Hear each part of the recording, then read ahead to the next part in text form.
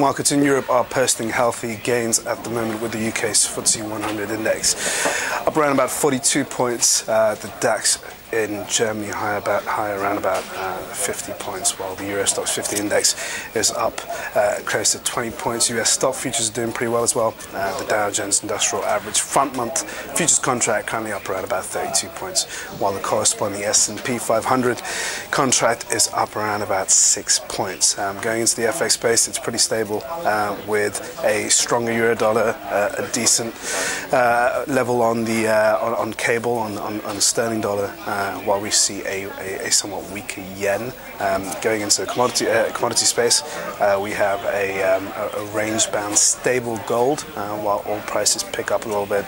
And finally, in core government bonds, UK gilt and German bonds are falling at the moment, as we are starting to see a bit of risk appetite back on board. Good morning, I'm Ishaq Siddiqui, and welcome to your daily market bite. I'm going to give you guys a quick idea of what's going on across the world today. So we had a pretty decent finish in the US overnight, and that continued to feed through into the Asian session now. Two big corporates reported their numbers overnight, Facebook and Apple.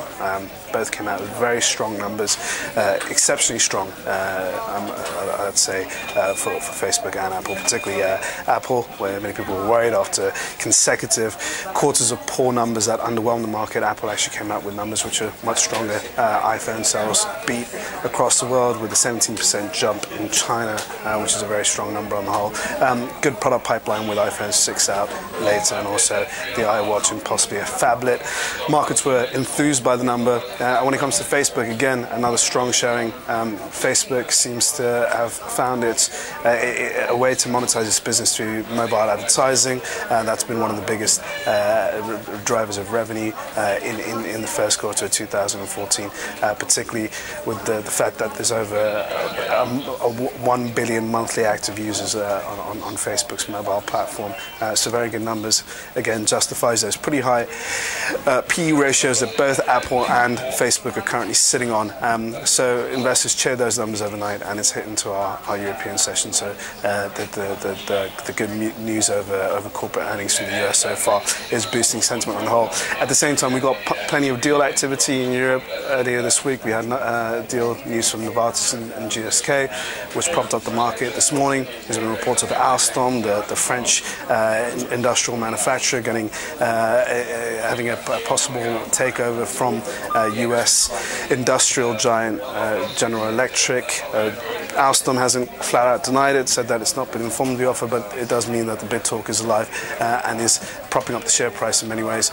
So expect to see that feeding through the session. And when it comes to economic news, pretty low on the ground in the Eurozone. We've had French business activity, which was, business confidence, which was lower than expected. German IFO just came out, showed a bit of a modest decline, but investors are putting that aside. Right now, the real focus is on the pretty decent earnings that we've had from the US and also from Europe. Again, Ukraine tensions do unsettle the market somewhat. We have US troops now exercising a military task in Poland at the moment. That has caused some worry that we may be at the start of a possible military intervention by the US economy, but for the moment, again, markets are enthused about what's going on with the corporate sector. Watch out for US weaker claims later on. Numbers from Coca-Cola, Caterpillar and Verizon from the US, and also we do have US durable goods numbers. That is all for your daily market bite. Thank you guys for watching.